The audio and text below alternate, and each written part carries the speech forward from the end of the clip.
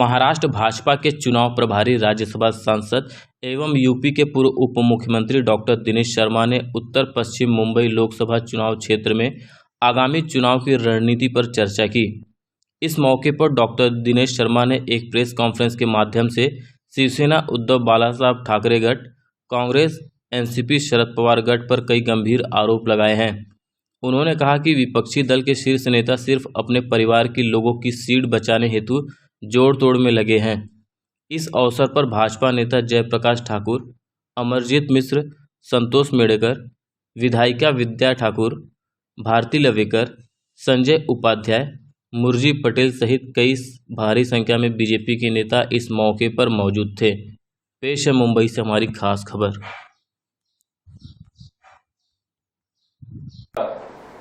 हमारे बीच में उत्तर प्रदेश के पूर्व उप मुख्यमंत्री,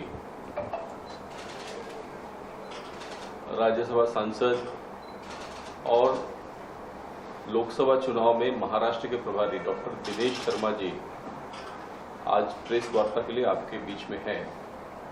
मैं आप सभी का स्वागत करते हुए डॉक्टर दिनेश शर्मा जी से अनुरोध करूंगा कि वो प्रेस की शुरुआत। धन्यवाद। मैं कई दिनों से महाराष्ट्र के प्रवास पर हूं और अभी तक 25 लोकसभा क्षेत्रों में की बैठकों में रहना हुआ है और पूरे भारत का जो परिदृश्य है उसका एक विशाल स्वरूप मुझे महाराष्ट्र में देखने को मिला है। महायुति के प्रत्याशी कई जगह घोषित हो चुके हैं अधिकांश जगहों पर, और कुछ सीटें रह गई हैं जिसमें जल्दी ही हमारे प्रत्याशी घोषित होने हैं। हालांकि भारतीय जनता पार्टी एक कैडर बेस्ड पार्टी है और हम लोग चुनाव केवल सत्ता प्राप्ति के लिए नहीं लड़ते हैं, हमारा एक एजेंडा होता है। इसलिए हम घोषणा पत्र जारी नहीं करते, हम संकल्प पत्र जारी करते हैं। और पिछली लोकसभा के चुनाव में 19 में हमने संकल्प पत्र में श्री राम जन्मभूमि मंदिर का निर्माण के प्रति संकल्पित होना, ट्रिपल तलाक के बारे में, 370 के बारे में, CAA के बारे में इस बार भी हमने दिया है और जो संकल्प लिया था बीजेपी ने उसे पूरा किया है। और इतना कह सकते हैं कि 10 साल में जो संकल्प पूरे हुए हैं, आने वाले जो 5 वर्ष हैं उसमें और बड़े संकल्प पूरे होने हैं।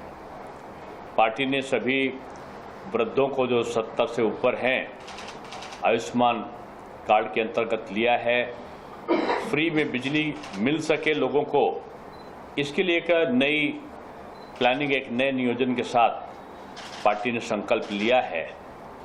युवाओं को रोजगार के लिए विभिन्न तरीकों को, चाहे वो निवेश के द्वारा, चाहे मुद्रा लोन के माध्यम से, चाहे उनको विभिन्न प्रकार की जो कौशल विकास की ट्रेनिंग देकर, यानी रोजगार युक्त युवा हो और एक सशक्त महिला या नारी हो और किसान की आय दुगनी हो, और इसके साथ साथ जो गरीबी है, 25 करोड़ लोगों को गरीबी की रेखा के ऊपर किया है और अब लक्ष्य है कि भारत से हम गरीबी को मिटा सके, केवल नारा न बने।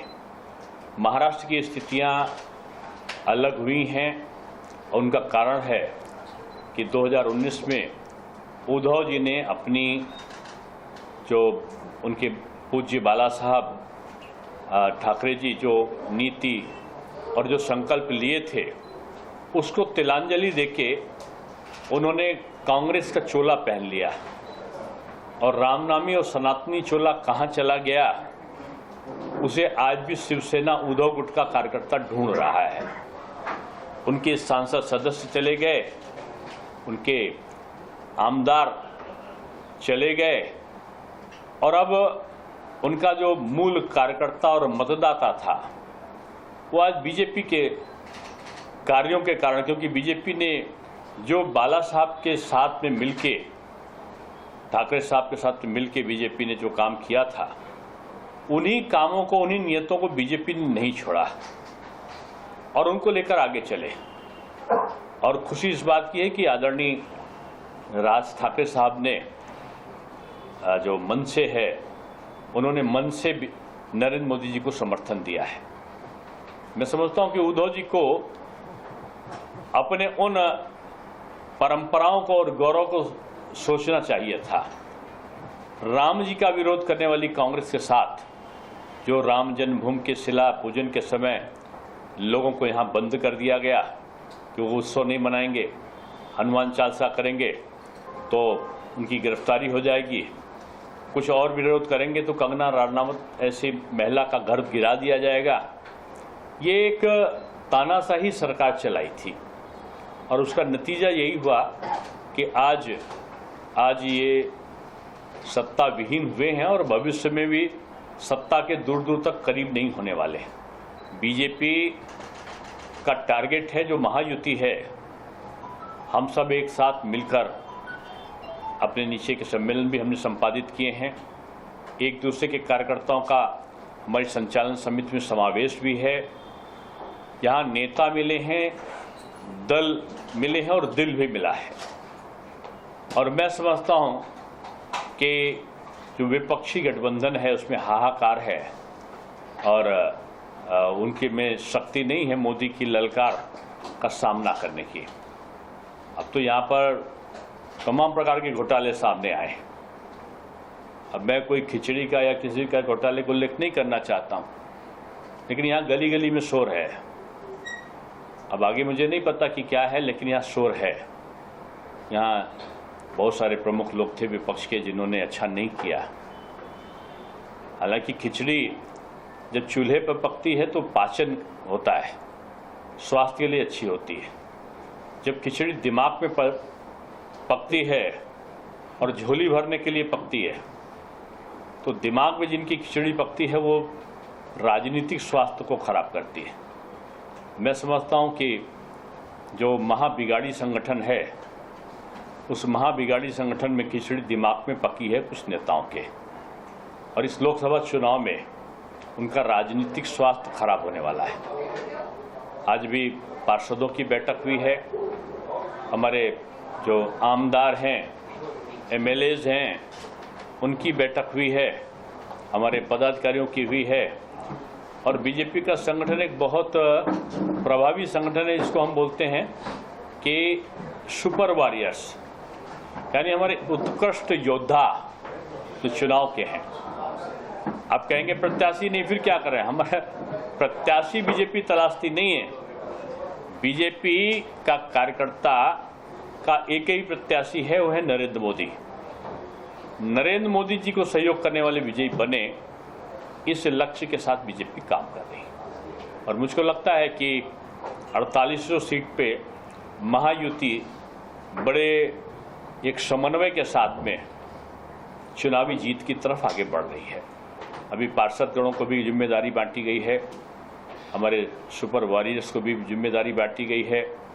सभी हमारे पन्ना प्रमुख तक के लोगों को आज कार्यों का विभाजन हुआ है, और मैं कह सकता हूं कि एक बड़ी जीत की तरफ महाराष्ट्र में बीजेपी और उनके मित्र पक्ष बढ़ रहे हैं। मुंबई समेत महाराष्ट्र में अभी कई सीटों पर सहमति नहीं बन पाई, क्या कहना चाहिए? मैंने पहले इस चीज को क्लियर कर दिया है बात में। देखिए, बीजेपी में और उनके मित्र पक्ष में सीट की शेयरिंग नहीं, दिल की शेयरिंग हुई है, आइडियोलॉजी की शेयरिंग हुई है। और हम विवाद में नहीं, हम संवाद के द्वारा अपने गठबंधन को हमने बनाया है। तो ये एक इमैटेरियल सा प्रश्न है। अब क्योंकि अभी तीसरे चौथे चरण, अभी पहले ही चरण कल होगा, तो भी जो बाद के चरण की कुछ सीटें हैं तो जल्दी उनका घोषणा होगा। आज देखिए, आज भी हुआ है 2 सीटों का। सर, यहाँ पे शिवसेना शिंदे गुट के रविंद्र वायकर का नाम चर्चा में है, जबकि किरीट सोमैया ने इनके ऊपर कई सारे भ्रष्टाचार के आरोप किए थे। तो क्या बीजेपी रविंद्र वायकर अगर कैंडिडेट है तो समर्थन करेगी? देखिए, अभी प्रत्याशी को घोषित होने दीजिए, पहले मुर्गी आ जाए फिर अंडे को हम बात करेंगे। नहीं सर, इनके ऊपर आप भविष्य की चर्चा क्यों, हम वर्तमान की चर्चा करने के लिए बैठे हैं। हम वर्तमान की चर्चा कर रहे हैं। जब भविष्य में कोई आएगा, कौन आएगा ये भी आप ना बता सकते ना मैं बता सकता हूँ, ये पार्लियामेंट्री बोर्ड बताएगा। और पार्लियामेंट्री बोर्ड हम थोड़ी हैं। आने दीजिए, प्रत्याशी तय होने दीजिए, फिर आपके प्रश्न का जवाब दिया जाएगा। उत्तर पश्चिम के मतदार में कब उम्मीदवार तय होगा? समय तो बहुत जा रहा है। मैंने कहा ना, ये अंतिम चरण का वाला चुनाव है 20 मई को, जल्दी सी घोषणा हो जाएगी। हमारे लगभग सभी हो चुके हैं, 2-4 जगह बाकी है, वो भी हो जाएंगे।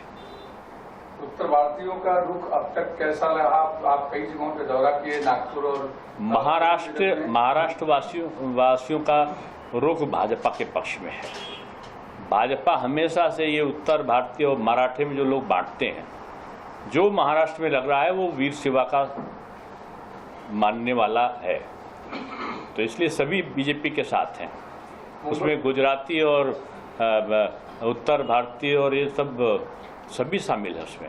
मुंबई की और महाराष्ट्र की कई सीटें अभी भी, जिनका अभी तक नाम सामने नहीं आया, खास करके उत्तर पश्चिम जहां पर हैं, इस सीट से महायुति का उम्मीदवार कौन होगा? मैंने पहले भी आपको इसका उत्तर दिया है और मेरा उत्तर फिर से वही दोहरा रहा हूं कि हमारा प्रत्याशी सारे जो प्रथम, द्वितीय, तृतीय चरण के थे वो घोषित हो चुके हैं।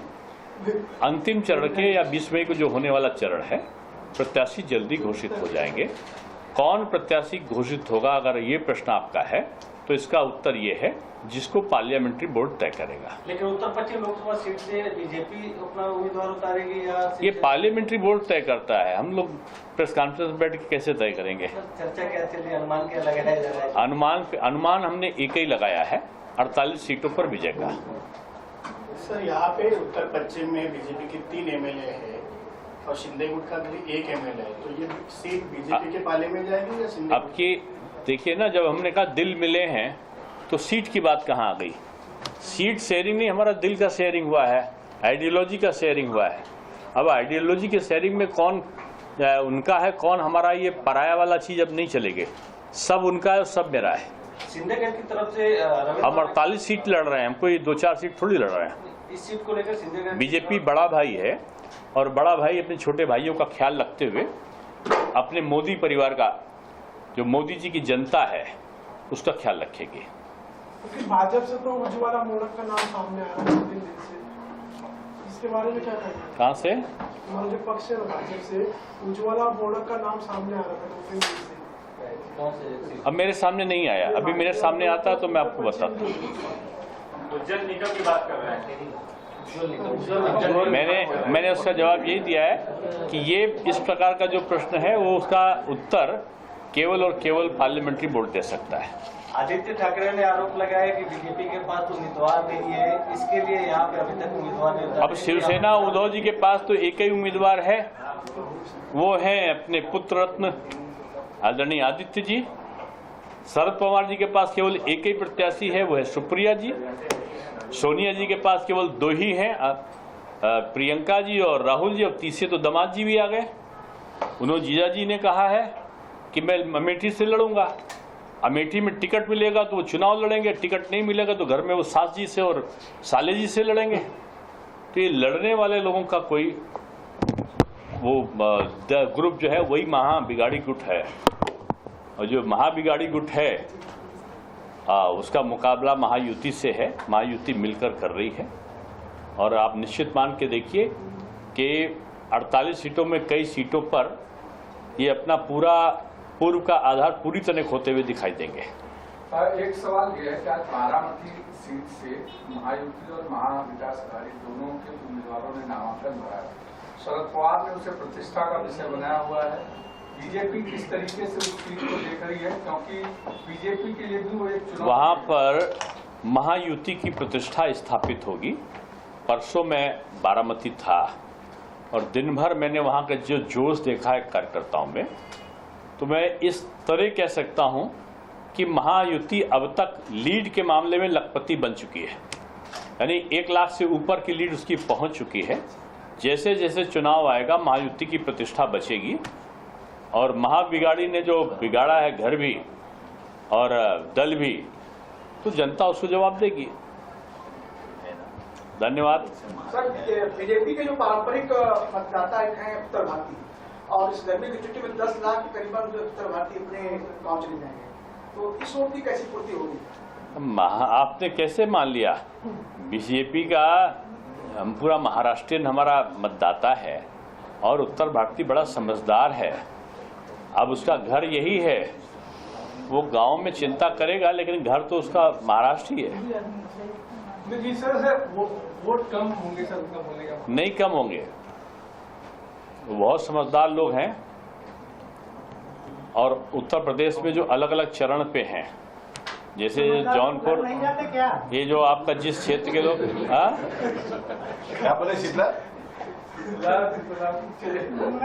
क्वेश्चन किए कि छुट्टी का मौसम आने वाला हो रहा है, ज्यादातर उत्तर भारतीय मतदाता गाँव जाएंगे, तो सर ने बोला कि बीजेपी मतलब उत्तर भारतीय मतदाता समझदार है। अरे वो यहाँ पे वोटर बन चुके हैं, यही वोटर देंगे, अब गांव में वोटर नहीं है।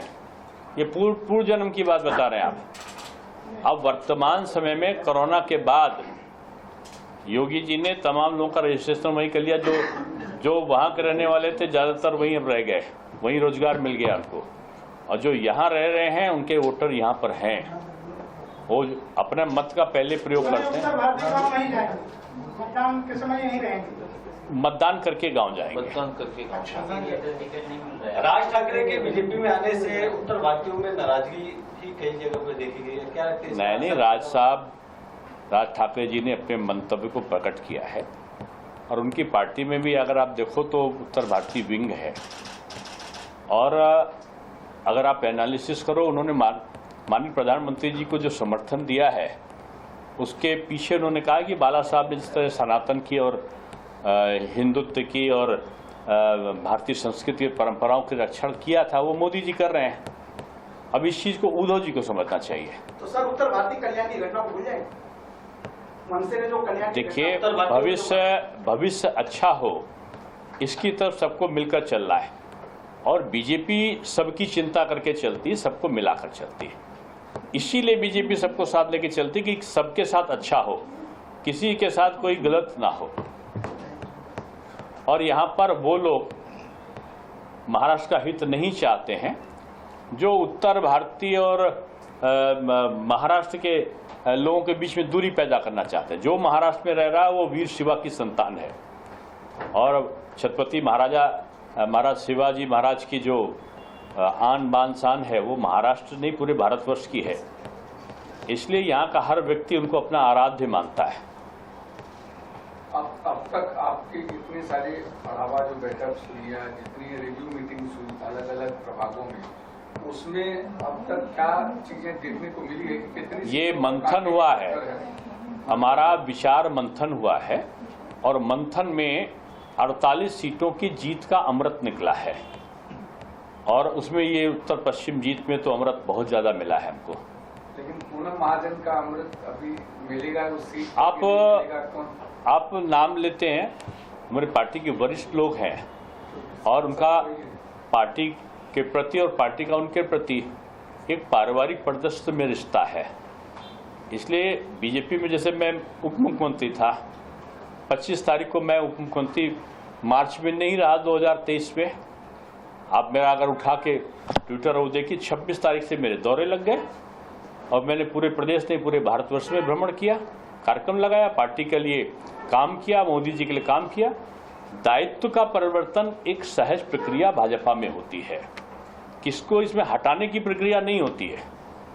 इसमें एक व्यक्ति को किसी से पहले हमको राज्यसभा का सांसद बना दिया गया, उसके बाद आज जो पूरे राष्ट्रीय हमको संयोजक बना दिया गया, जो विस्तारक योजना थी लोकसभा चुनाव लड़ाने की, अब एक नया दायित्व दे दिया गया कि मैं महाराष्ट्र का चुनाव लड़ाने का प्रभारी बनूंगा। तो बीजेपी दायित्व परिवर्तन करती है, किसी को पद से मुक्त नहीं करती, पहली चीज है। धन्यवाद सभी मित्रों का धन्यवाद।